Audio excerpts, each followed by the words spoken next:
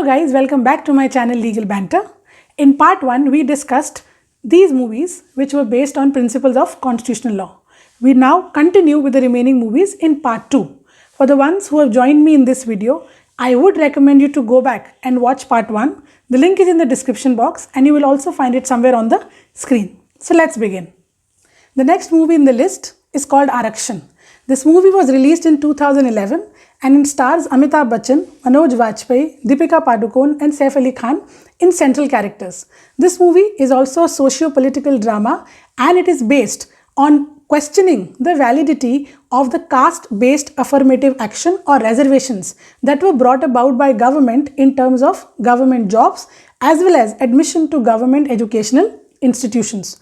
This movie tries to make you see both sides of the story as to why we need or we needed affirmative action at one point of time, which was envisaged by Dr. B.R. Ambedkar. At the time it was incorporated, and also it tries to show you that it is high time that there should be a deadline or some qualitative criteria to decide that who shall be entitled to such affirmative action based on the programs that the government brings about. This movie, as a student of law, has a couple of points that you could relate to or try to focus on. The first is based on understanding the spirit of a preamble.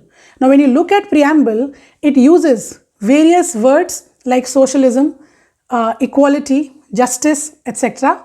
Through this movie, it makes you question this so-called principle of socialism and justice. Why socialism? Because it is about equal distribution of resources all around, irrespective of your caste, religion, sex or creed. On the other hand, justice is about social justice as well. So it means that if you do belong to a person, if you are a person of a downtrodden caste, somebody who was economically or socially backward, it is an aspect of justice on your part that you want a level playing field, but you could only have that once you are able to raise yourself to the level of other players in the field. So this is one thing that it makes you question the actual application of a preamble and the wordings that are there. Secondly, it also relates to Article 15 Clause 4. Now, what is Article 15 Clause 4? 15 is basically about right not to discriminate. It says that the state cannot discriminate amongst its citizens on various grounds. Caste is one of those grounds. 15 Clause 4, which is relevant for this movie, however, sort of leaves a disclaimer and it comes out as a notwithstanding clause. It's a non-obstante clause, which means that notwithstanding whatever the previous clause says, the government is within its right to make special laws for the betterment and development of people who belong to socially and economically backward classes. So it is in this context that affirmative action, or as we know, reservation, becomes justified in the eyes of law. Otherwise, it would have directly contravened Article 14 of our Constitution, which gives every citizen of our country a right to be treated equally and fairly by the state. Finally, it also touches upon right to a peaceful protest when the agitation between the lower caste students group and the group that is about the higher caste students, when there's a clash between the two and they're agitating, this does showcase that what is the limit or the extent of this right to protest that you envisage as a constitutional right, not so much so as a fundamental right. However, you may want to consider this as an extension of your right of freedom of speech and expression, where voicing your opinion against the rudimentary system becomes a fundamental right protected under the Constitution. The next film in the list is Dabangg 2. Now, this movie was released in 2012 and this is the second movie in the Dabangg franchise. It stars Salman Khan.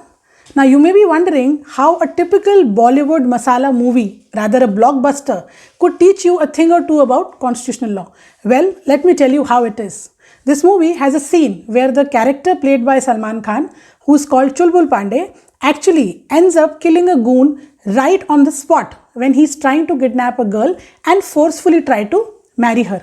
Now, when we see such scenes, especially when the hero is doing it, we all tend to applaud, we all tend to feel very happy.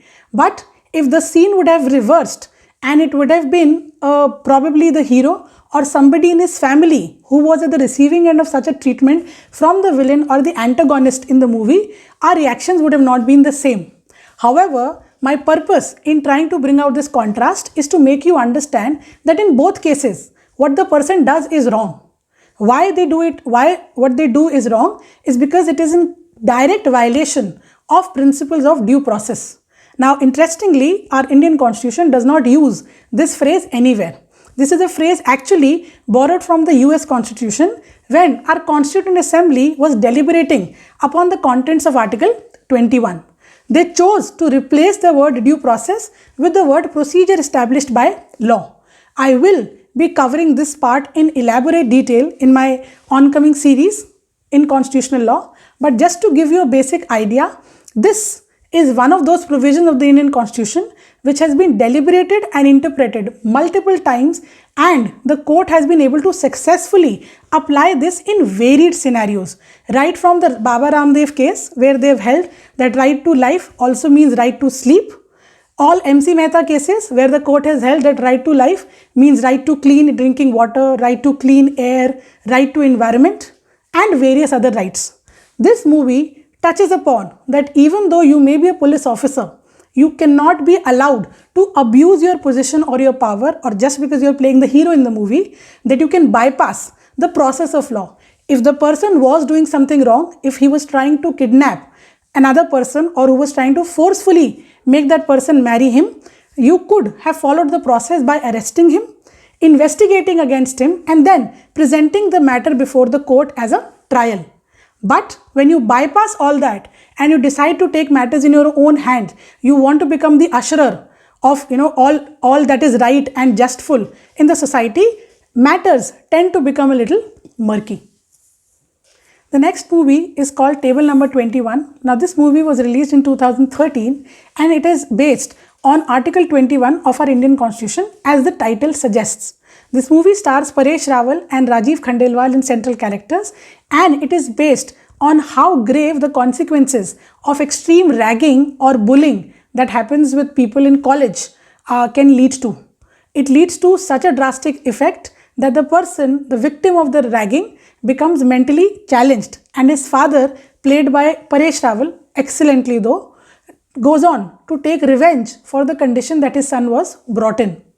As a final act that he makes the protagonist, played by Rajiv Khandelwal, do, he forces him to commit an act of murder, and he's actually asking him to murder his own son, the son of Paresh Rawal.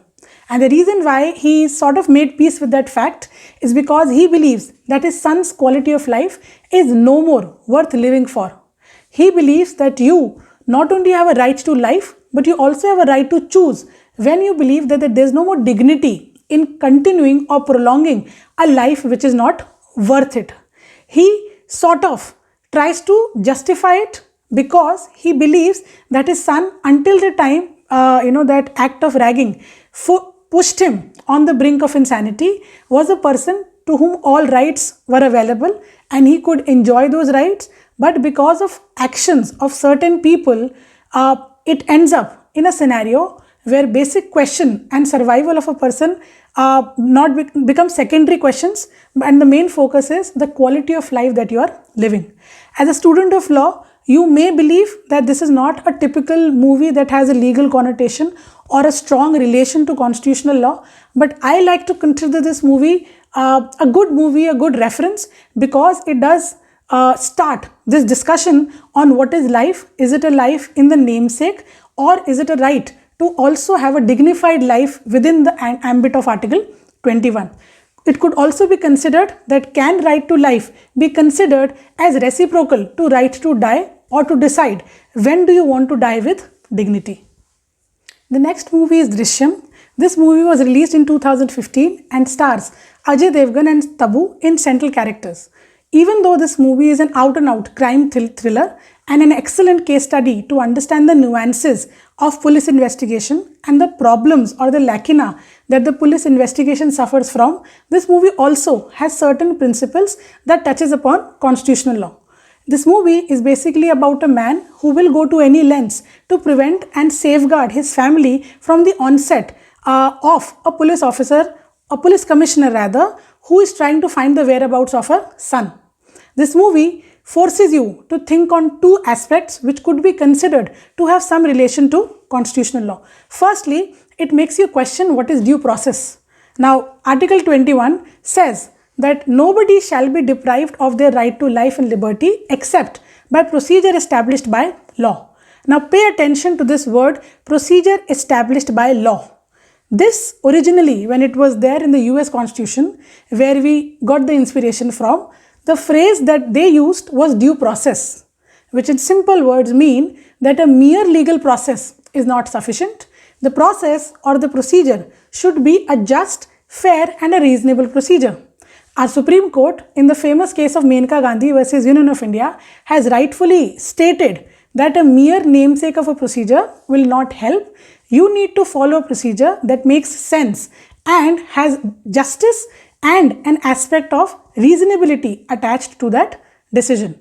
This movie also makes you question that how the police commissioner, played by Tabu, tries to use her clout and position, the fact that she can exert that much pressure, uses it to the disadvantage of the protagonist and his family. The way their human rights as well as fundamental rights are violated by the police when they are forcefully brought into detention, they are intimidated physically as well as psychologically.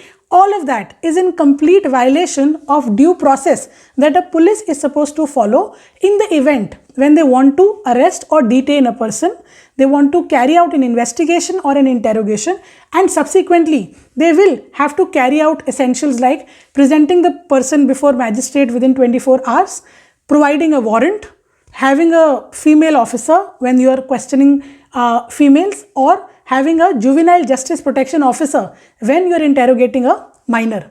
All these aspects are absent in the movie, and therefore this movie makes you understand that how the non-availability or the non-application of due process is going to be a big travesty of justice in our country like India.